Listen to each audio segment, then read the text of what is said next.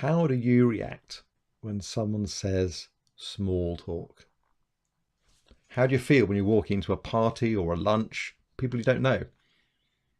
Perhaps worst of all, into a pre-set up networking event. If you're loving that, this training segment is probably not for you. But that's a small minority of people. My wife is one of those small minority. Years ago, I bought a book called How to Talk to Anyone. And I read some of the things out of it. Her general response was, well, that's obvious. So yes, I have evidence. There is a percentage of people whom it is all obvious, but that's not me. And if it's not you either, you're in good company. The fact is, we could make a whole training series out of this topic. For this pilot, I'm going to focus on 2 secrets of success in this space. I don't want to leave you with 50 things to think about. I've just 2 main themes. 1, navigating the room, and 2, opening your mouth. Okay. Let's go back to that party or that networking situation. You walk into a room. There's no one you know. You look and you feel like a bit of an idiot. Stood on your own. What do you do? Okay, you could maybe turn around, find a toilet, hide in there for the evening. And by the way, standing against the wall, looking at your phone is cheating. Something else as well. Just ask them. But even the majority of quite extroverted people feel some trepidation in this situation. Just ask them. So anyway, you scan the room and there are a limited number of people formations you'll see. Some of these are approachable and some much less so. Let's have a look at what these are. So you'll see there's the singles. There's small groups, 2, maybe 3 people. Then there's some bigger groups probably. And there may be a queue. Now, queues. This is probably your softest target because you've a reason for being in a queue. Maybe you don't know what it is when you get in the queue, but there are people there and there's no doubt a reason for it. And there's no immediate pressure to strike up a conversation with people on either side. But there might be an easy opportunity to turn to someone next to you who isn't otherwise engaged, smile and ask, tell me, what brought you here today? Now, singles, probably the next easiest. Chances are that person is uncomfortable as well, and they'll welcome your approach. So walk up again, smile and say, tell me, what brought you here today? Okay, what about small groups? Probably the trickiest. But if you're looking for the signs, you can avoid the awkwardness. Groups of 2 or 3 will be tending towards one of 2 states. Open or closed. This is really important. Look at their body language and feet positioning. If it's a 2 and they're directly facing each other, that's pretty closed. Likewise, if it's 3, if they're in a kind of triangle, it's kind of like a no entry. There's probably some kind of quite serious discussion, argument, lovers tiff going on that you really won't be welcome in. But if the geometry suggests there's a free space, it's different. Say maybe the group of 2 are positioned like if there's a 3rd point of the triangle free to go into, or if the 3 are set up so there's a 4th space. And you can look at their body language as well. Is it more open, sort of expansive gestures, or is it closed down with folded arms and intense eye contact? So, okay, you've assessed the groups from a distance. If the group looks fairly open, why not subtly walk over and fill the space? Make eye contact, smile. If you've not misread the situation, it's likely you're going to be asked a question or maybe feel welcome just to listen in. Okay, that's the 2s or 3s. Now, what about the bigger groups? Well, these are tempting because you can be more anonymous. But unless you know someone in that group, you are risking walking into a gang who know each other really well and you don't fit. So unless you get invited, I'd suggest not trying to position yourself into a bigger group straight when you walk in the room.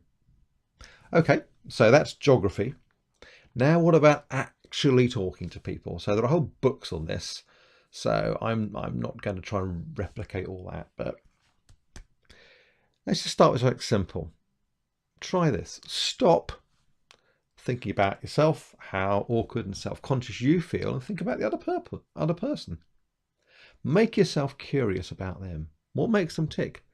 What are their strengths and weaknesses? Why are they there? Just taking the focus off yourself in your head will really help you. Trust me, try it. And here's some specifics as well, maybe. Take these on.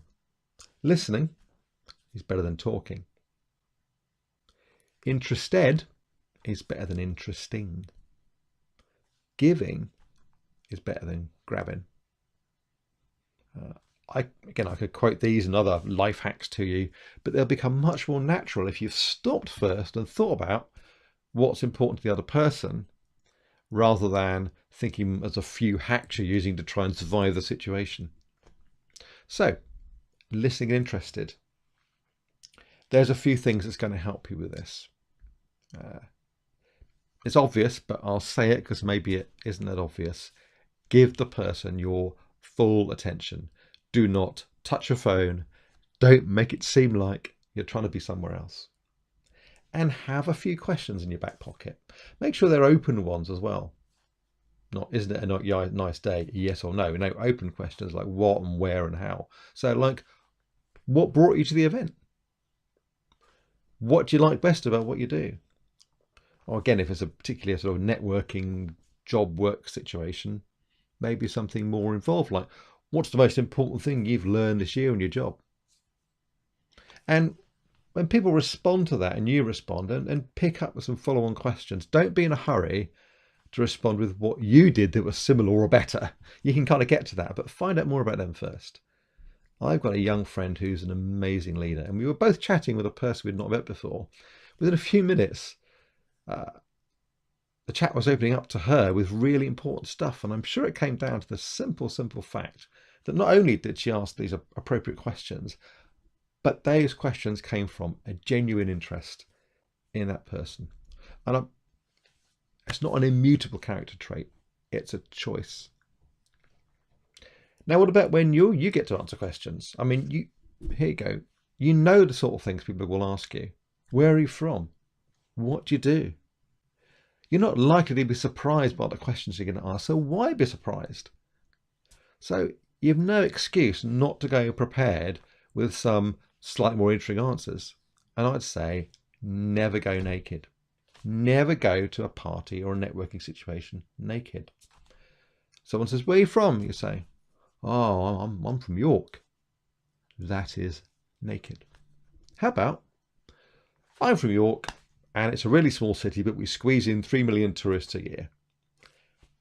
What's this do? This gives the other person an opportunity to very easily pick up with follow-on questions.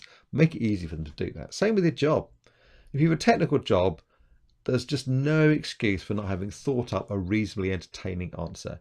Because if you say, I'm a Java developer, to anyone other than a Java developer, you know exactly what happens next. So I've looked at jobs I've done over the years, and I've tried to get into the habit of, rather than saying, oh, I'm a system architecture consultant, something like, and I guess it would depend on your audience. Might be, I've been working for company XYZ, if that's interesting.